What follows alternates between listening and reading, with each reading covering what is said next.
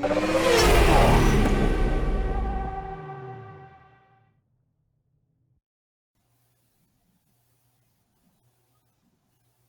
it's Friday, ladies and gentlemen. Welcome to FloRacing's very own drag racing podcast, Right Off Track. My name is Courtney Enders, and I am here with a very exciting show for you today. As you can see, I am from my home studio. It has been a very busy month in the world of drag racing, probably one of the busiest months that I've had in over a decade, and that is not me doing my normal exaggeration. I've been to Lights Out, World Series of Pro Mod, the NHRA opener at the Gator Nationals in Gainesville, Florida, which we are going to touch on a little bit of all of that today with our special guest, the World Series of Pro Mod $100,000 winner, my favorite Canadian A, Spencer Hyde. He's going to be joining us in just a second, but we got to take care of a little housekeeping first. I'm going to say a big thanks to Castrol. This has been a huge dream of mine. I'm going to say it every single week. I cannot believe that people give me the authority and the power to have this microphone and you guys, the FloRacing audience, to hear what I have to say about drag racing. So I want to give a huge thanks to Castrol. This and every single episode of Right Off Track is brought to you by Castrol Edge. It is 3 times stronger against viscosity breakdown than the leading full synthetic and gives your engine 10 times better high temperature performance than the industry standard when you need it most. Castrol Edge, better oil for maximum performance. So, like I said, we have had a huge couple of weeks in drag racing, and I'm not even going to pretend to say that anything compares to the World Series of Pro Mod that was put on by Drag Illustrated. So, without further ado, before we dive into any of the details of that, here comes the champ, Spencer Hyde. My goodness gracious. You and I have had quite a journey of getting to this point, Spencer. We're going to get into that here in a minute, but let us know where you're at. I know I just got you off of an airplane and made you waste your Friday here with me, but let us know how your week's been. No, it's all good. It's all good. It's been good. It's been busy. Getting a lot of phone calls and texts and Facebook notifications, which is a little bit new for me, but I'm just living it. So I just flew into Florida to my parents' place here. Was so excited about the win, I had to come back. So Yeah, here I you am. just can't get enough of Florida, can you? It's like your new lucky state. Well, it's snowing at home. Actually, it's raining now, so it's pretty gross. We have the PGA golf tournament at our golf course this weekend down here in Florida, so I decided to fly in and check it out. So, Well, my first question for you. So Ken Cartuccio supposedly had the keys to Bradenton Motorsports Park. Did Victor Alvarez officially give you the keys to Bradenton? I haven't got them yet, but he's telling me to come back. So I guess that's a good start. That is. I think that you'll hold those. I know there's a lot of events that happen at Bradenton, but I think I can speak for Victor and the rest of us in saying that that your win there will probably hold the keys until we go back there next March for the World Series of Pro Mod again. So, World Series of Pro Mod, my goodness, we're going to get into that. But first off, a lot of people may not know about you. I actually just got to be friends with you in the last year or so, heard your name here and there through the PDRA ranks. But those people who don't know your name, A, it's on your shirt. B, let them know a little bit about your history with drag racing. You're kind of a product of the system, like myself, coming up through the junior ranks. So give us just a little rundown of how you ended up as the World Series of Pro Mod champ. Yeah, started in junior back in 2006. Actually won the first race I ever was in, so that Of course you did. the bug bit pretty hard right away. So yeah, I ran junior 07, 08, then got into top dragster, top sportsman. Ran top sportsman for quite a while. Put a lot of laps on in a naturally aspirated big inch top sportsman car, and then from there moved to Outlaw 10.5, and that's what kind of hooked me on the heads up stuff, and that was kind of a natural stepping stone into pro modified. Ran some local pro mod stuff in Canada for since 2018, I guess, and then dabbled a little bit with PDRA in 2018. I think I did one race in Martin, Michigan. Then COVID hit in 2020. We were actually we were at the Door Slammer Nationals in Orlando, Wes's race down there, with a plan to run 4 or 5 NHRA events. And the world shut down. We were in Gainesville. I was super excited to get to let go of the button in my first NHRA race, and it never happened. So then we had to run up in Canada for 2020 and 2021 because we couldn't cross the border with everything locked down. Ended up running a series up in Quebec that Fuel Tech sponsored a local track up there, and we won a couple races and ended up winning the points deal up there. And I guess that's kind of how I got on the 30 under 30 list with Drag Illustrated. And I guess that's kind of where my name got brought up and into the big circle and down in the States here. So then from there, we ran 3 PDRA races last year and did okay. We held our own, and when I got the invite for World Series, I was pretty excited. You kind of maybe had some other plans going on. I'm going to give the viewers a little intel. The PRI show, in my opinion, is where relationships are made. Like, people can say they go down there to drink, they go down there to party, and we may or may not have done our fair share of that at the PDRA banquet together. But I truly feel like there's a ton of drivers that could have been invited to this event. And while probably 150, 200 of them, I may be exaggerating there slightly, but are worthy of being in this race that Wes was putting on. And I know personally, working with and for Wes for the last 8 years or so, that this is a huge stressor that he's had. But if anybody knows JT and I, those of you who watched episode 2, JT was my last guest, where we talked about you actually Friday from Bradenton before you won that 100K. And we, over cocktails, decided, JT and I, that we were both going to absolutely put our neck out on the line and get you to the World Series of Pro Mod. Now, I'm a coattail rider. People say it all the time, but I have hitched my giddy up to you from the start.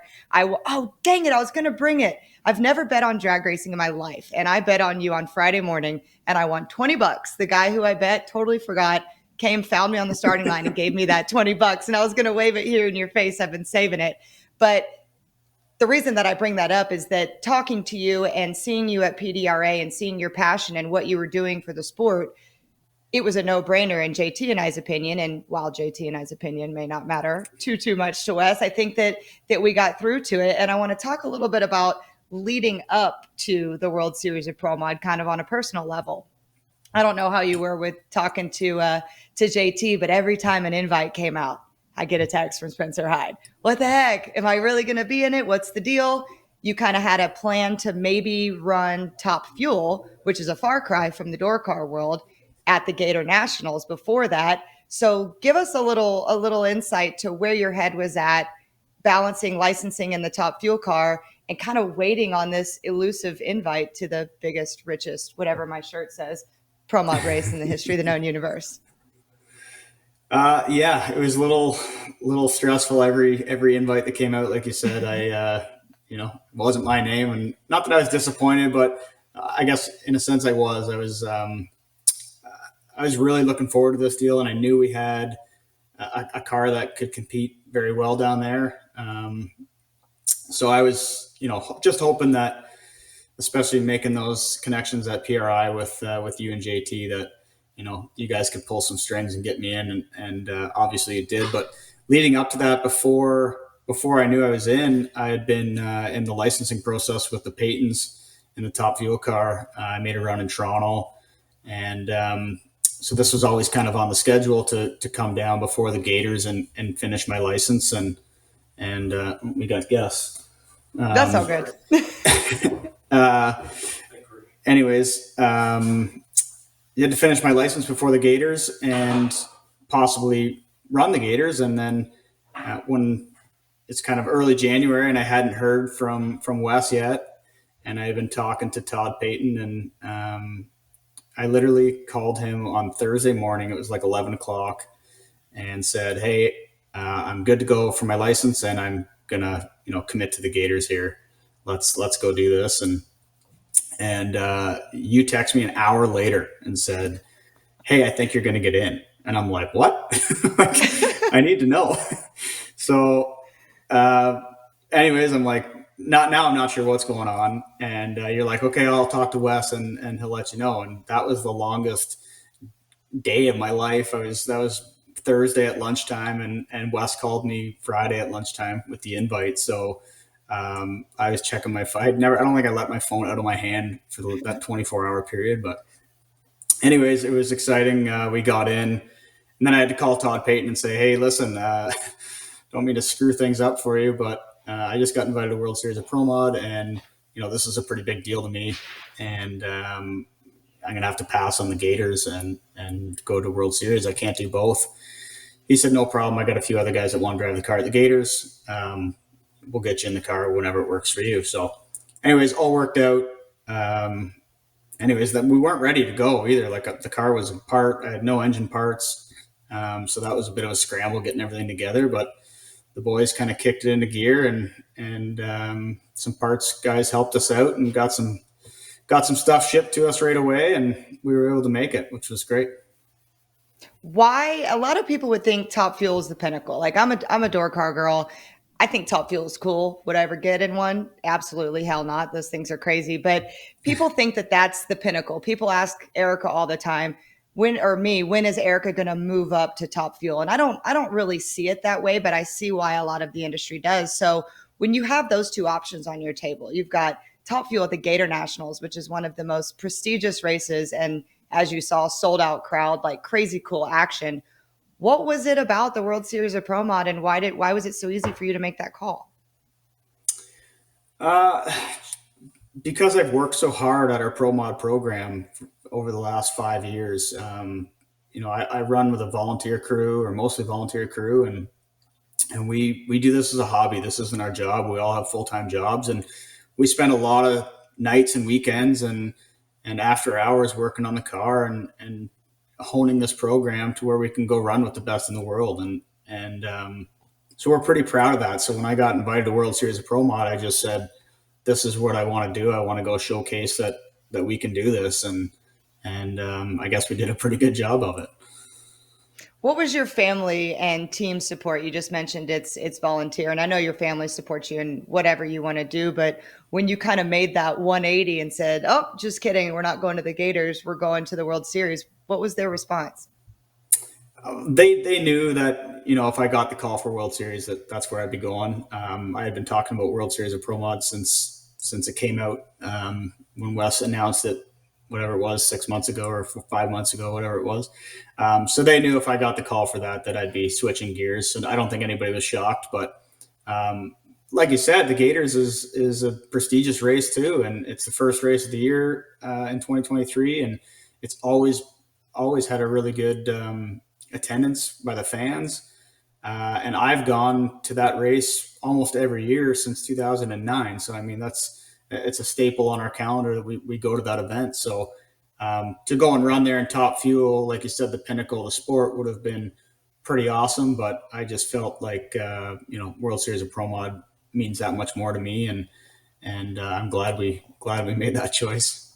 Yeah, I was going to say, in hindsight, it's probably 100,000 reasons why you went there. Absolutely.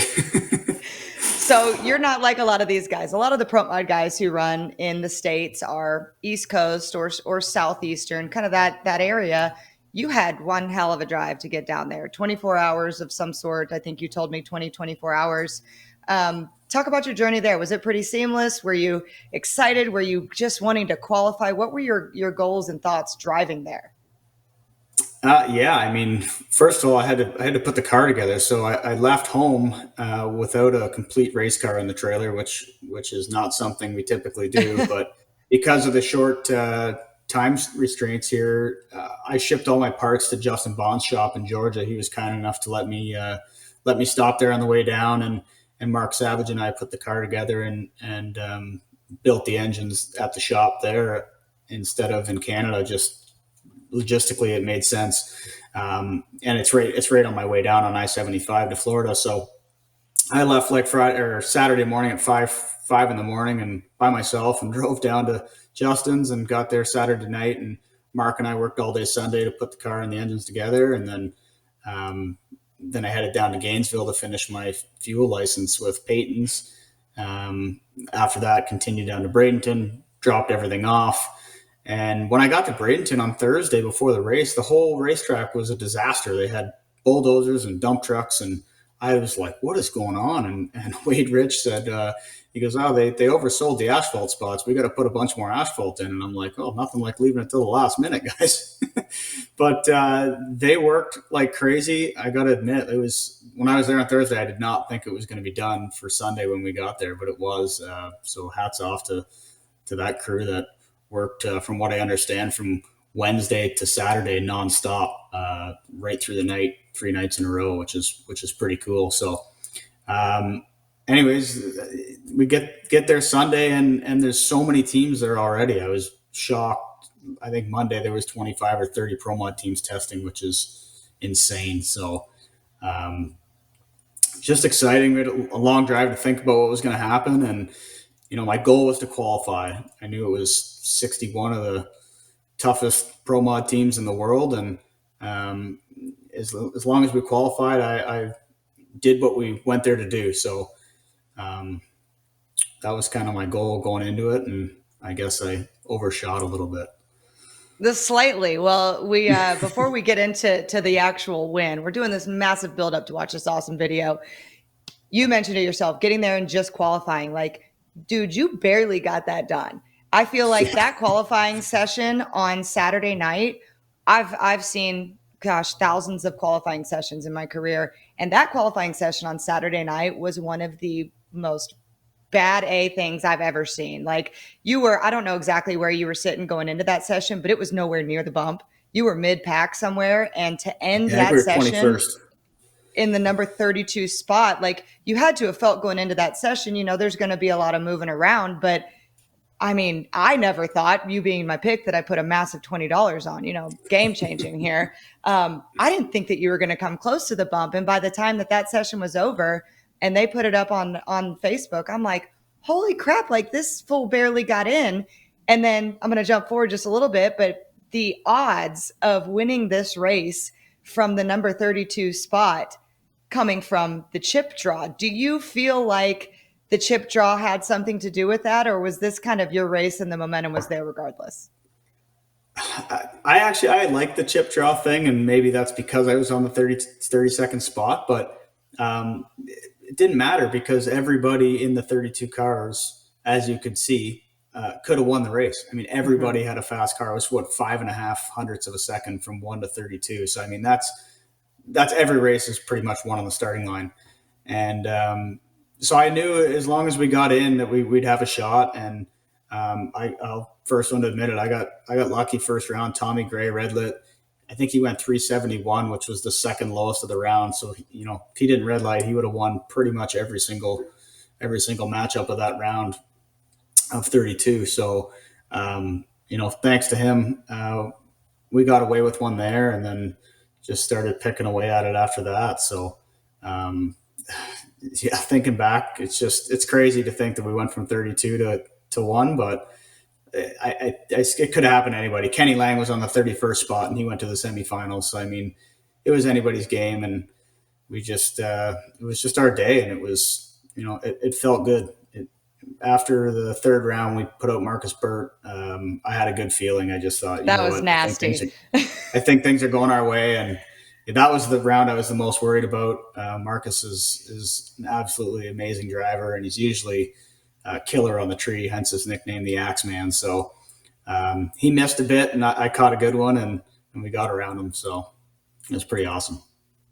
The show that we did 2 weeks ago at the World Series of Pro Mod, talking about this, we had kind of said, again, JT and I, we're no crew chiefs, but we've watched a drag race or two. And at a race like this, something that is going to force the hand of a winner is not going to be the guy who's been running the quickest all weekend. It's never really been at Wes's races, the number one qualifier wins the race. The Jim Halseys were out first round of competition. Yeah. Like, E1 was wild. E1 was wild in every class, but especially Pro Mod. It's like all of a sudden you realize, oh my God, a ton of heavy hitters are out, and this is anybody's game. But it always takes in drag racing, you've got to have a little bit of luck on your side no matter what. But I don't think you need to take anything away from yourself or your team, because you made a good run against him. You made it down the track 4 times. We're going to talk about your 3 hole shots, 1 red light. We'll just toss that out. You made a good A to B run, but 3 hole shots to come in and do this as a driver. In my little world, we'd say with your left foot, but we'll do it the right foot here. What kind of pride does that put in when you look back and realize, yes, your team had it together and you had the car, but it was that little extra bit that came from you that actually made this happen? Yeah, thanks. I mean, I kind of pride myself on being good on the tree. I think, and I wasn't that good on the tree. I think I averaged 0.31 or something through eliminations, which if I'm not in the, if I'm not under 30, I'm not very happy with myself, but I cut some good ones when it counted. And yeah, I mean, my guys worked really hard though. I mean, they gave me a good hot rod, and I did my job on the tree. Mark Savage said to me right before I climbed in the car at opening ceremonies, he goes, "I'd put you up against any one of these guys, and I'd bet on you all day long." So that gave me the confidence to go in there and do my job, and together we did it. It's still unbelievable to think about the guys that we put on the trailer. It was I don't think anybody. I'm gonna say it again. It was nasty. It was awesome. So yeah, just crazy. Well, we're going to talk about your team. We're going to talk about the cool stuff of it. But for now, I want to share this with the fans, with the FloRacing people watching this. I've shared it a ton on my personal Facebook on Flows because I think this is one of the coolest short videos I've ever seen. It just puts everything into perspective, and I get goosebumps every time I see it. So let's go ahead and check out your little synopsis of your win here by Project Prime.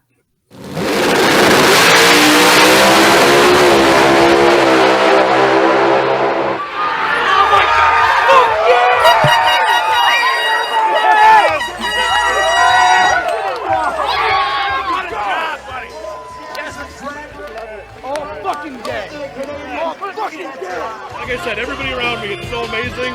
It's just amazing.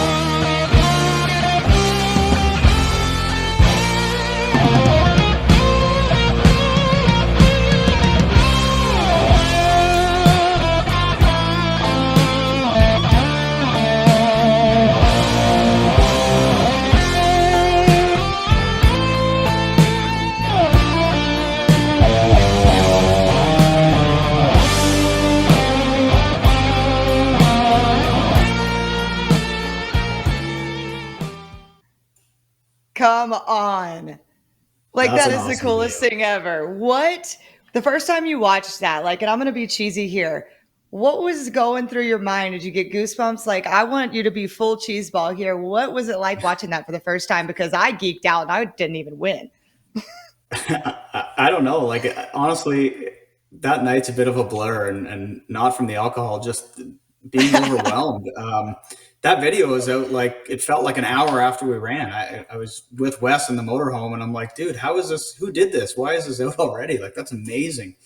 And yeah, it was just, I've watched that video a lot, as you can imagine, but every time I see it, I get chills, especially watching my guys on the starting line and how happy they are. And we talked about this on Wes's show yesterday. This is a sport where when you win, you sit down at the end of the racetrack and wait for your crew, which feels like an eternity until they get there, especially when you win and they're all celebrating on the starting line. So thankfully, Melanie ran right after, and she was down there, so I got to celebrate with her. And it was brilliant. Well, Joe Costello did a top end interview with me, which killed some time there. So, but it was just, every time I see it, it's so cool. And the money flying at the end and the champagne, I mean, that's some pretty wild stuff, which you don't see that a lot in drag racing. So hats off to Wes and those guys for putting that all together. And that's a memory I'm never going to forget. That's for sure. So you touched on it. It's like you read my sheet here, what I wanted to talk to you about. Drag racing is so odd in a sense that those of us who don't do the driving and aren't in the car get to really reap the benefits. And we're the ones who get to pile on each other and hear Wes say things like, "Oh, F a day." Like those moments right there. I was standing right on your side video and it was electric. But how did you figure out that you won? I mean, was it wind light? Was it radio? What was the first bit of like, holy shit, I won this? I was pretty sure. I mean, if you watch that video again, you can see the car driving to the center line, and that's because I was looking out the passenger window the whole run because I could see his fender, and I knew he left on me a touch, and by 60 feet, I was pretty sure I had him, and the whole way down, the fender just sat there, and he started pulling on me on the end. You can see he went 207.5 to my 205.5, and that Todd stuff always back halves really well. So anyways, I knew he was coming, but I was pretty sure I had him. And when I looked up at the scoreboard, nice part about the 8th mile is you can see the scoreboard if you look up quick enough. And I seen the light come on, and my radio was, I didn't know what Wes said, but I knew it was pretty positive. He was screaming. So I knew he won right away, and I was just overwhelmed. I couldn't believe it actually happened. And then it started to set in, and I was pretty excited, and I was like, oh man, I still got to get this thing stopped. Like going 205 miles an hour, and I'm cheering in the car and in the pitch black. In the pitch black. It's dark. I forgot how dark Bradenton was. And I guess maybe I'm paying attention more to the run when you're not winning. But it was pretty wild. It just, but I knew the guys would be celebrating like crazy on the starting line, and I had my whole family there, which was pretty cool. Other than my sister was in Vancouver watching, but she was actually at a hockey game, at the Vancouver Canucks game, and she was watching it on her phone from the seats, which is pretty cool. So, anyways, yeah. Oh yeah, we got the visual there. It was like those mayhem. Pictures are so awesome. Oh, I know, and Al Billis was down on the starting line, who I worked with in my early days in Pro Mod, and he was kind of a mentor to me, and Mark worked for him for 10 years, and to see the support from all the Canadian teams there, Kenny Lang was out there too, was pretty awesome. So give a little credit to your team now. You talked about Mark Savage. I really want to touch on him. Mark Savage is one of the busiest guys in drag racing. I see him at every racetrack everywhere. I don't even know how he has time to go home to Canada. I see snow pictures and stuff. There he is right there. Talk about your relationship and what he does for you mentally and for that car. Yeah, I've known Mark for a long time, probably better part of 15 years. When he was working for Al he was living in Barrie, Ontario, which is where I was going to college. And I met him through Melanie. And so we've always kind of been buddies and chummed around, but we didn't really work together. We didn't, at that time I was racing Top Sportsman, wasn't cool enough for him. So, but anyways, over the years, we always stayed in touch, and I was tuning my own stuff in 2018, 2019, and I knew if we went to NHRA or even PDRA or any of those bigger series in the US, I'd have to bring in someone who really knew what they were doing. And Mark was freelancing, and he was kind of on his own, and he was between teams, and so I called him up and I said, hey, you interested in helping me out? And he goes, yeah, absolutely. I'd love to. So our first race together was at the Door Slammer Nationals in 2019.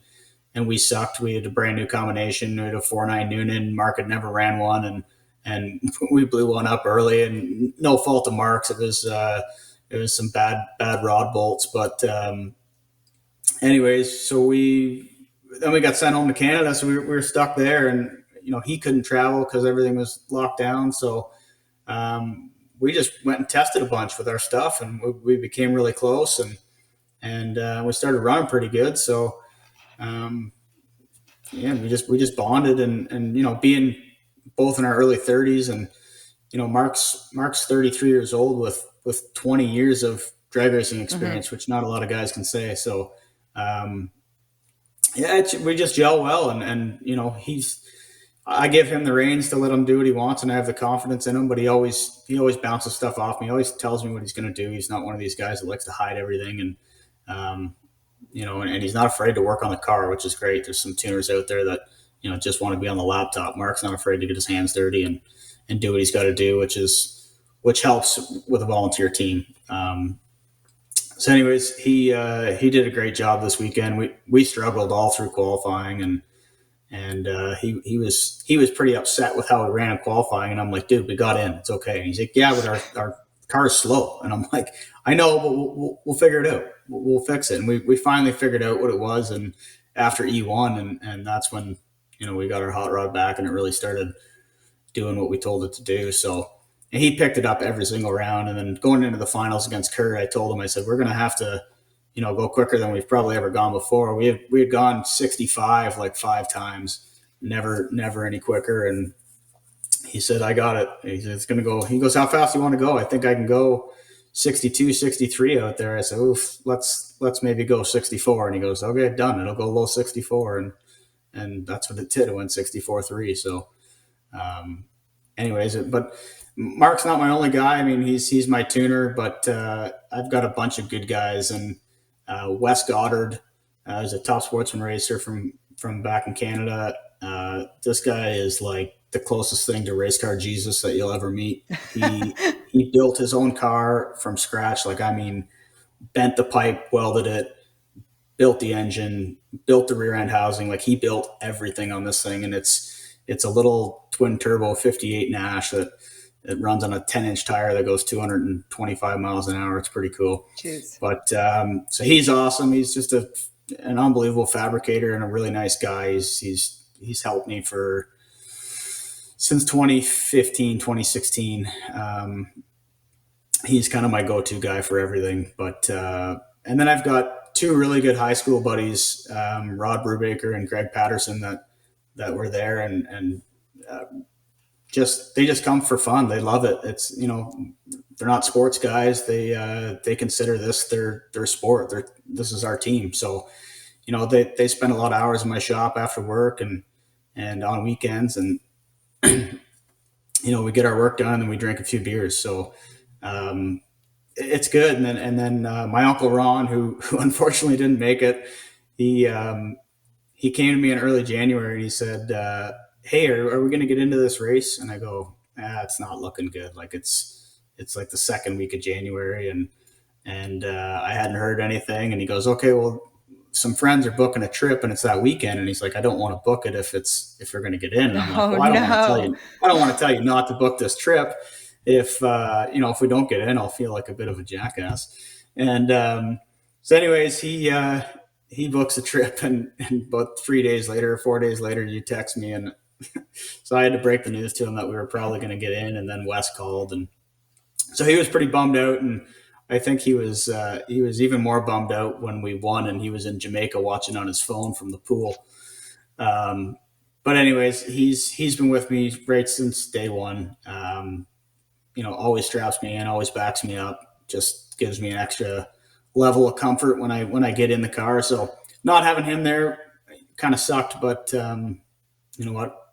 We did it, and he was watching, and he was happy. So, and then another guy, Neil Harrison, another local guy from home, obviously, but he couldn't make it either. And but he's one of them guys that just double, triple checks everything, and it's a key guy to have around because he always finds the stuff that no one else seems to see, and not having him there was difficult too, but we got through. So.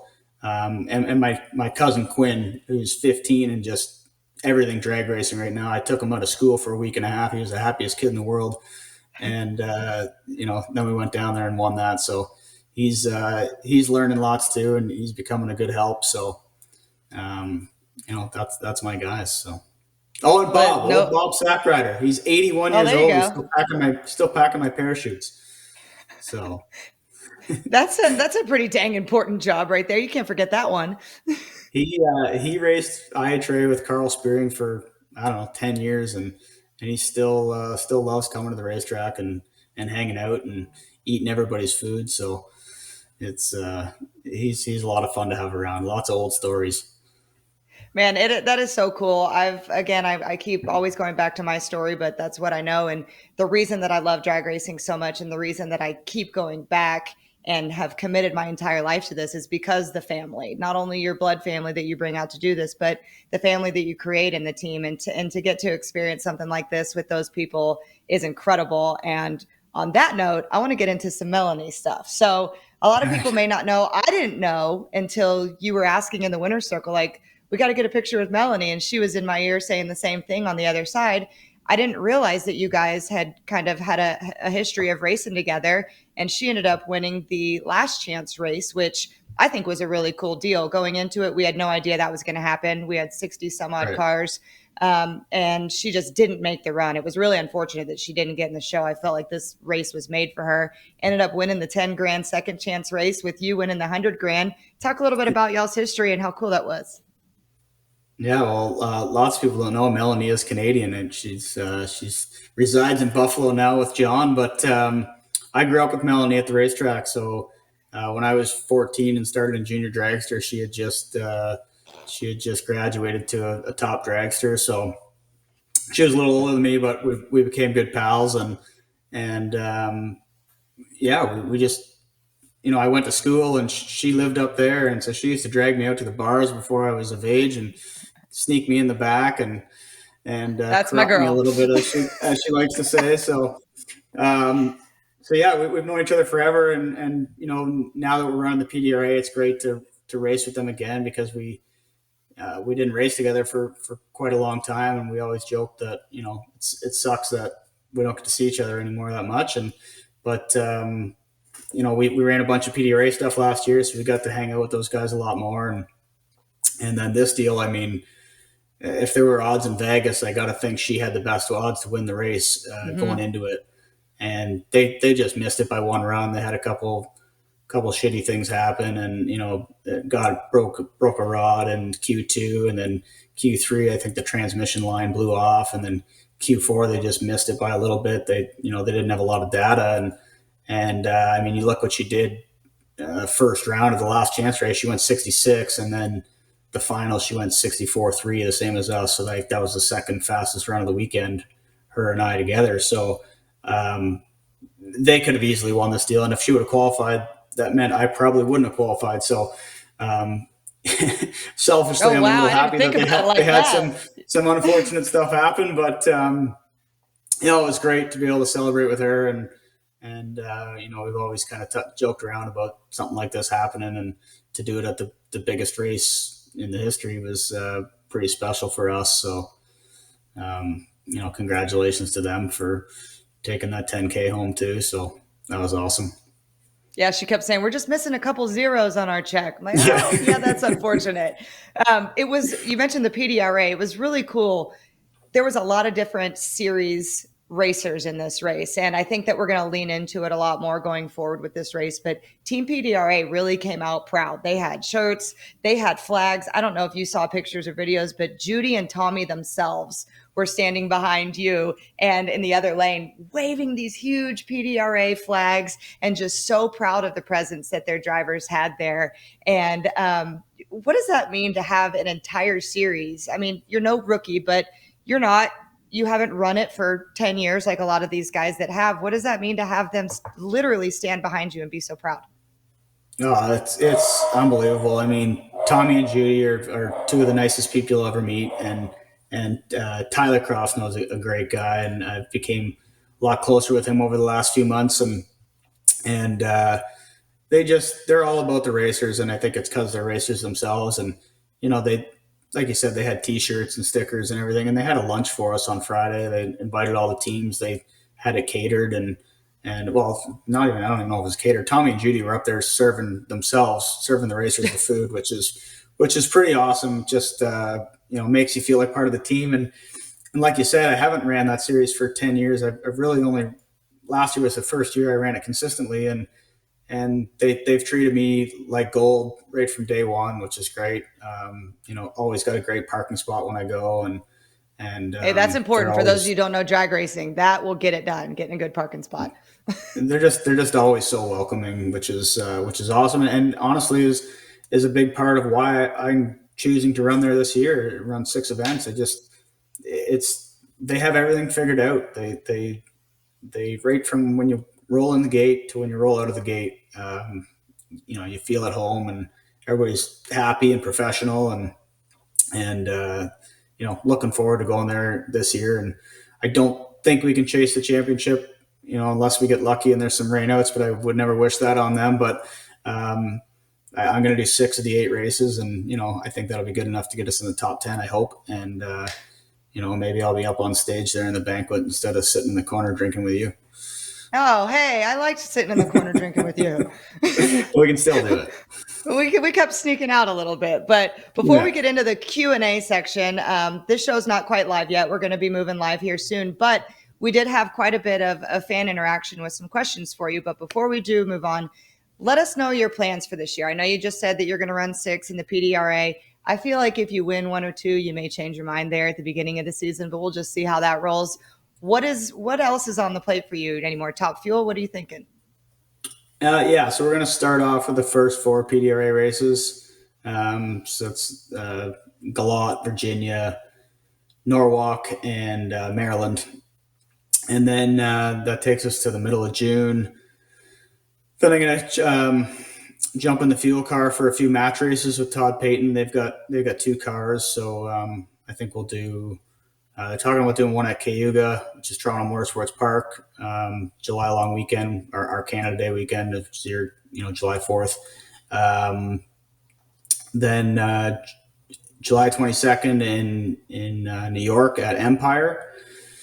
Then we'll do our Grand Bend national event. It used to be the IATRA national event. Now I guess it's the WDRA or whatever the new one is there. So we'll do that one, which happens to fall on the Martin, Michigan PDRA race. So like you said, if depending on where we are in points, that might change my mind a bit on that. But our car is ready for some updates. So I'm hoping to use that time from June till October to go over and overhaul that car. It really should be front halved, and so I'd like to do that then, and then we'll pick up the PDRA again in the fall for the last 2 for Galot and the World Finals at Virginia, and then hopefully roll right into Snowbirds in December, US Street in January, and Wes says I'm invited back to World Series of Pro Mod in March, so we'll be there for sure. Yeah, you got your ticket stamped. Your passport's good to go. All winners get to come back, so you don't have to have the stress. And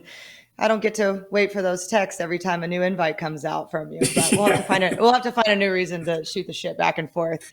Absolutely. All right, so we're gonna get into to some Q&A stuff. We'll start with the deep stuff. You are, again, I touched on it, a product of the system. I say that a lot. There's very few of us right now. We've got Sean Langdon, J.R. Todd, Erica Enders. There's quite a bit of you in the PDRA, but not so much in the NHRA rank. But a lot of kids start with juniors and not a lot make it. What kind of advice do you have for young kids to kind of just keep their eyes ahead and be one of the ones that does make it through the product of the system? I guess for me, I just, it was my passion. I never treated it as a job, but it was more like a second job. Work always came first and still does, but I wasn't a big sports guy either. So, I played hockey and baseball and stuff, but once I got into drag racing, that was my thing. And that's what I like to do. So I'd come home from school or from work and I'd go in the shop and work on the car. And I guess if that's your thing and that's what you work hard at, hold yourself to a high standard and surround yourself with good people, and you can succeed in the sport. And I've met a ton of amazing people on the way that have opened up opportunities, and obviously my parents being behind me and supporting me with a crazy expensive race car habit. But they did that because they could see my passion in it and they knew I loved it. And, it's just, I guess it's worked out pretty well, and I'm looking forward to where it goes from here. I'd say. So this one actually, I've got 2 from my sister. We were on the phone and she wanted me to ask you 2 things. So you go from potentially running top fuel in the Gator Nationals to winning the biggest door car race in the history of the known universe. Like, come on, dude, where do you stand? Everybody stands somewhere. Are you a door car guy? Are you a dragster guy? I'm a door car guy at heart, for sure. Top fuel is just something that from a little kid watching them, I always wanted to drive one. They're the fastest thing in the world. They're just crazy. I mean, everybody goes there to watch the nitro and the 300 mile an hour come up on the scoreboards. And I wanted to say that I did that. So this was more of a bucket list thing for me to do. I do want to run one in NHRA and say that I've ran an event or a couple, and I'm working on that right now with Peyton's, but pro mod racing is everything to me. I mean, it's so competitive. There's so many teams. Like, you're never going to get 60 top fuel teams, coming to an event like Wes just had for World Series of Pro Mod, and especially not, 55 of them qualifying within a tenth of one another. So, no, door car racing is where it's at for me. I do. Well, maybe this might be your next question, but I do want to drive a pro stock car. I think that is, really cool. I want to swap feet and roll the gears for sure. But I'm going to kind of see where things go and maybe dabble into, maybe get into a pro stock car one day, try it out. I may not be too connected in that realm, but I think that we can maybe figure out something to make that happen. And that's kind of what she was joking and alluded to, is like, maybe we could do some kind of little swapperoo there. So be sure to knock on our door when you want to do that. But do you have any plans to race Pro Mod in the NHRA, or is PDRA going to be your home? I'm having a lot of fun with PDRA right now. The thing I like about it is they don't race on Sundays, and for us, traveling from Canada, that extra day really helps. My guys don't have to take an extra day off work. I can get back into the office. Logistically and schedule wise, the PDRA makes a lot more sense for us, but I would love to run on the big stage, NHRA. I still love quarter mile drag racing. I watch Mark run with Belushi and Bond there, and Justin just winning, and it's so professional and it's so well done. And now that they're on the live TV thing, I think that's going to incentivize more guys to get out. I'm not taking that off the table by any means, but the right opportunity will have to come up, and you never know, you may see me there sometime. I had a couple people actually ask this about, speaking of NHRA Pro Mod. Last week, in my opinion, we had one of the most exciting moments that NHRA Pro Mod has had in a long time, which, being on the big Fox show, I think it was a stellar start for the NHRA, knowing their investment was worth it. But what did you think of that burn down, that staging duel between Manny and the champ? Chris Thorne doesn't like to go in last, and Manny, the outlaw racer that he is, went in there to shook it up. What's your take on that? I mean, it was definitely exciting for the fans. The 3-minute burn down is a long time, especially in a pro mod. I'm surprised they didn't run out of fuel just sitting on the starting line, to be honest. But as a self-funded racer, I'm sitting there going, oh man, these guys are going to burn some stuff up. And I'm pretty sure they did, but obviously they didn't care. And they put on a show. You can't take that away from them. But I watched it and I couldn't believe how long they were sitting there. And then, Manny said on Shake and Bake the other day that he didn't even mean to go in. Like he was I'm sure after holding your brake leg on with 1,000 pounds of brake pressure for 3 minutes, it probably gets a little weak and just rolled in. But it was definitely entertaining to watch. And I think you could see the fans getting into it. And Joe Costello was pumping it up pretty good, which was awesome. So I'll tell you, I never, ever watched from the stands or the finish line, but I had to be down at the top end to do a filming actually of the engagement that ended up happening. And so I didn't want to miss that round. And so I cheated. I took my golf cart down the return road and I parked it right in front of the grandstands, which somebody should have made me move. I'm not really sure how I was allowed to be there, right in front of the scoreboards, just thinking, I'll just stop here for a second and watch this round. I'll tell you what, that was the coolest spot that I could have been in for that, because with the fans, there was 40,000 people in the stands right there. Like, I'm not trying to be Wes Bucky here, but I have goosebumps hearing them erupt and get on their feet. I'm standing on the golf cart like, yeah, hooting and hollering. That is, in my opinion, and kind of how we'll close this out, just pro mod racing is different. It's intense. The characters are there. You got people from all different walks of life coming in and doing that exactly right there, that passion and that beautiful FloRacing hat that I made you put on your head. God bless you. It is just cool that pro mod racing is unlike anything else on the planet. And I'm so, so, so proud of you for not only staying on our ass to get you invited and going out there and showing the world that you don't have to be, no offense to him, he's a 5 or 10 or 15 time champ, Jim Halsey, all these guys that win everywhere they go. Not saying that that's not what you're going to end up doing, but to really kickstart your pro mod career like this is just absolutely incredible. So just give us kind of final thoughts on the race. And if people missed it, obviously they can rewatch it on FloRacing, but just final thoughts on the intensity of World Series of Pro Mod and how proud you are.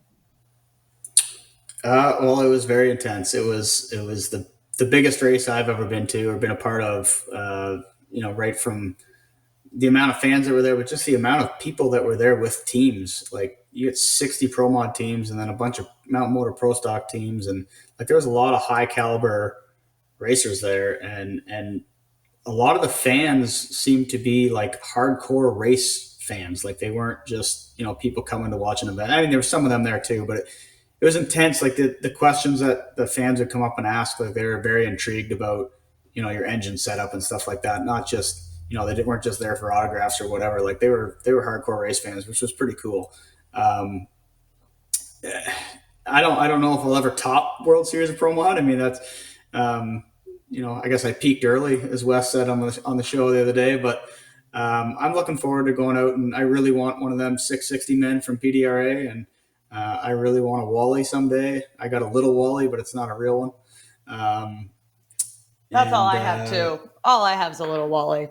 Yeah.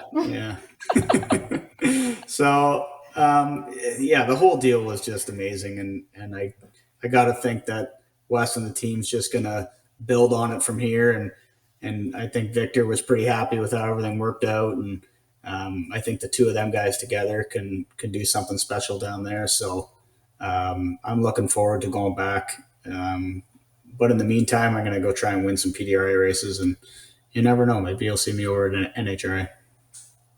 I've, again, been a part of drag racing a long time, and a lot of people have to wait a long time for a victory in the sense of what you just did. And once they do, it's like dominoes and they just keep rolling. So I'm going to go ahead and say Wes Buck's wrong. You didn't peak early. You're just getting the shit started way sooner than most. So I'm so proud of you. Congratulations to, well, obviously I'm right. I bet on you on Friday. Like, stick with me. I know. Congratulations to you, all your team, everybody, Wes Buck and everybody. This will probably be the wrap up of a lot of our coverage of World Series of Pro Mod. But those of you watching this in the Flow Racing world, if you haven't picked up of how big and how important this race is to the drag racing community, open your eyes and ears and listen, because this has just been absolutely insane. And Spencer Hyde, the man of the year now, keys to Bradenton Motorsports Park, your World Series of Pro Mod champion. Thank you so much for coming on my show, and I'll see you in a couple of weeks here at PDRA. Sounds good. Thanks for having me, Courtney. All right, guys. Thanks for watching. We'll see you in a couple Fridays.